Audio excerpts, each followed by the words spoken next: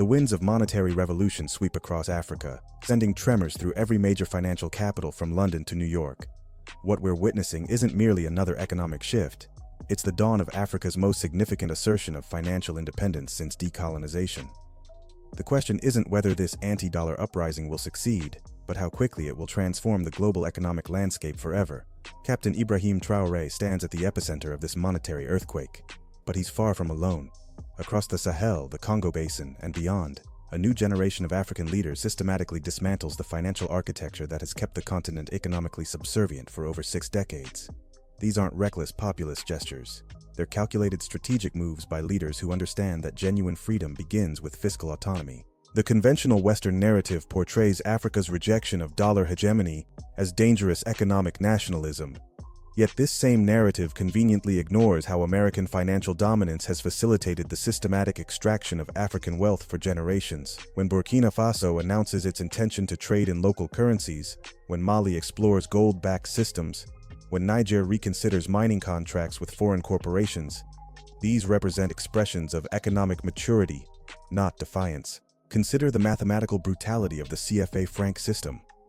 Though the formal requirement for 14 African nations to deposit 50% of their foreign reserves with the French Treasury was officially ended in 2020, the underlying architecture of control remains intact. France continues to print the currency, manage exchange rates, and maintain veto power over monetary policy.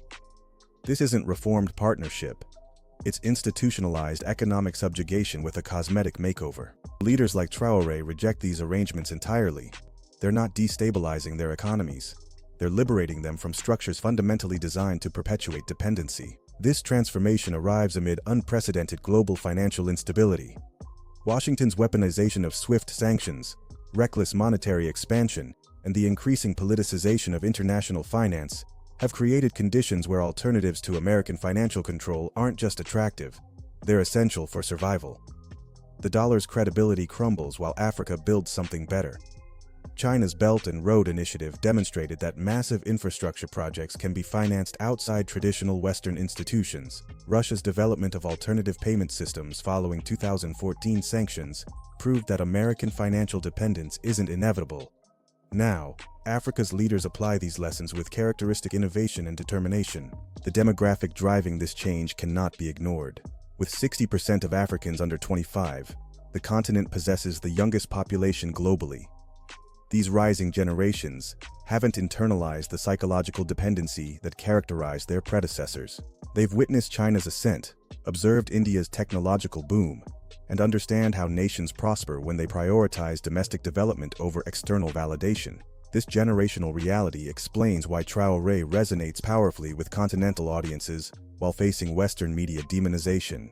Young Africans seek leaders who understand that true independence requires economic autonomy.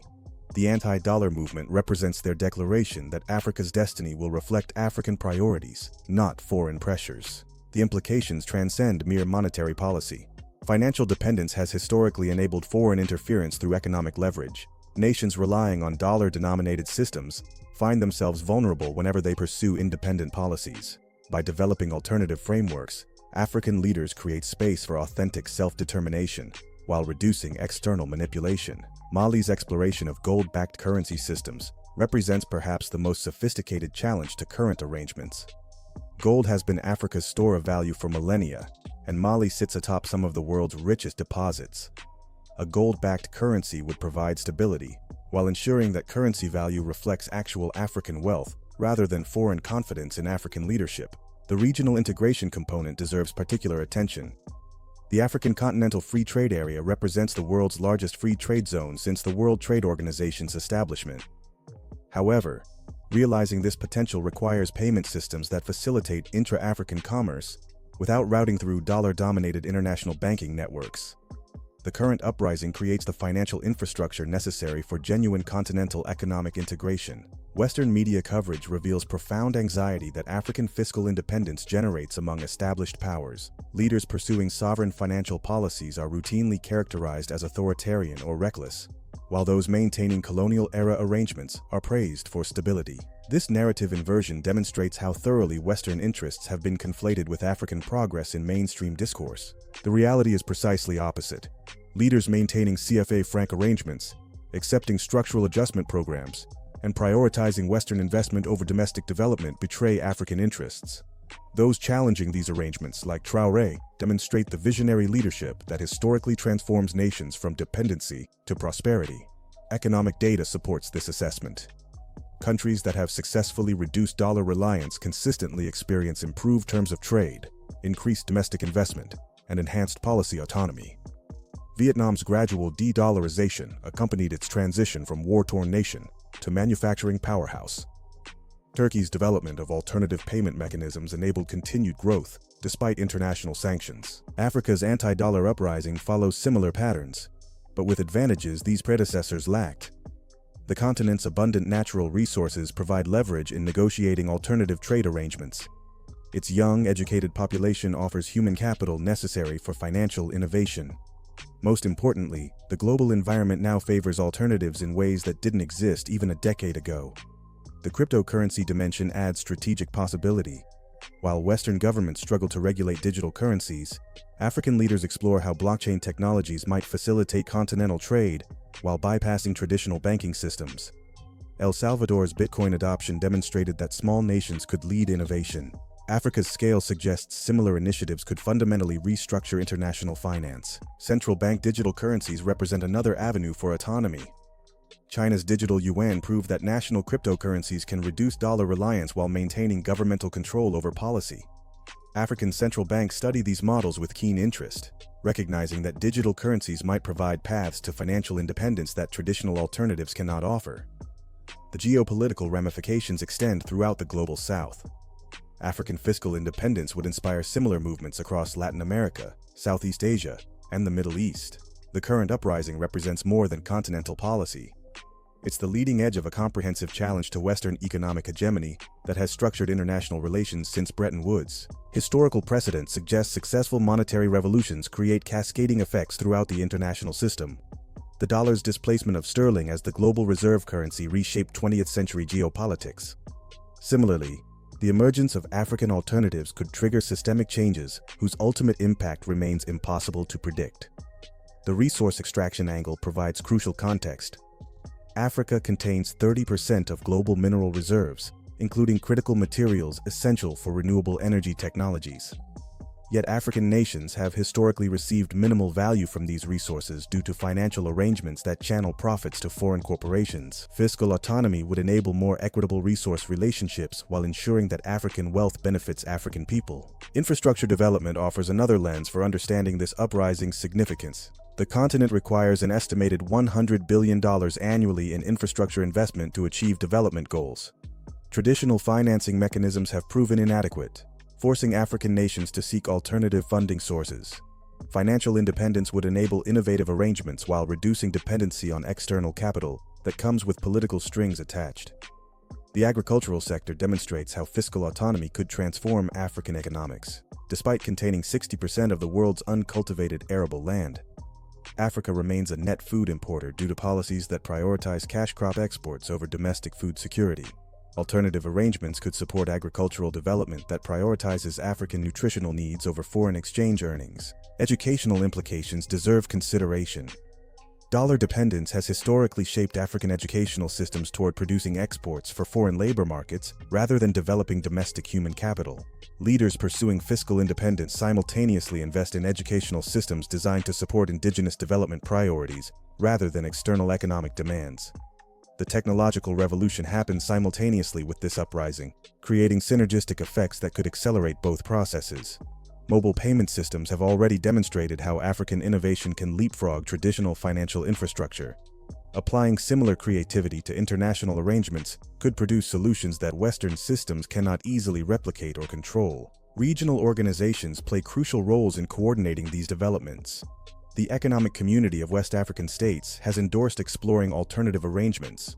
The African Union has established committees studying continental payment systems. These institutional developments suggest the anti-dollar uprising enjoys broad continental support, rather than representing isolated national initiatives. Environmental considerations add contemporary urgency to these historical processes. Climate change disproportionately affects African populations, while the continent contributes minimally to global emissions. Fiscal autonomy could enable environmental policies that prioritize African climate adaptation over international carbon credit schemes that benefit foreign investors while failing to address local challenges. Cultural preservation represents another often overlooked aspect. Financial dependence has historically undermined African cultural institutions by prioritizing economic activities that generate foreign exchange over those that support cultural continuity. Alternative systems could support cultural preservation efforts while reducing pressure to commodify African traditions for international tourism markets. Women comprise the majority of Africa's informal economy, yet traditional banking systems have historically excluded them from formal financial services. Leaders pursuing change are simultaneously developing systems more responsive to women's economic needs. Recognizing that gender inclusion is essential for comprehensive transformation, Africa's demographic dividend depends on creating employment opportunities for its young population. Traditional economic models focused on resource extraction and agricultural exports have proven inadequate for this challenge. Financial independence could enable development policies that prioritize domestic job creation over international investment attraction. The healthcare sector demonstrates how autonomy could improve African welfare. The continent's pharmaceutical dependency forces African nations to spend scarce foreign exchange on medications that could potentially be produced domestically. Independence could support pharmaceutical development while reducing healthcare costs through regional production arrangements. Energy development offers perhaps the most compelling case for change. Africa contains enormous renewable energy potential, yet development projects continue to prioritize export markets over domestic electrification. Leaders pursuing independence simultaneously develop energy policies that prioritize African energy security over foreign energy profits. The media narrative surrounding these developments deserves critical examination. Western outlets consistently frame African initiatives as economically dangerous, while ignoring how current arrangements systematically disadvantage African populations. This narrative bias reflects broader representation patterns that characterize African agency as inherently problematic while presenting external control as natural and beneficial. Social media has enabled African voices to challenge these narrative patterns directly. Young Africans use digital platforms to celebrate leaders like Traore while critiquing media coverage that misrepresents sovereignty movements. This grassroots information warfare represents a crucial component of the broader uprising, demonstrating how technological tools can support political transformation. The diaspora dimension adds global scope to these continental developments. African diaspora communities increasingly support homeland movements through remittances, investment, and political advocacy. This transnational support network provides resources and legitimacy that enhance domestic initiatives while connecting continental developments to global African communities. Academic institutions are beginning to recognize the significance of these developments.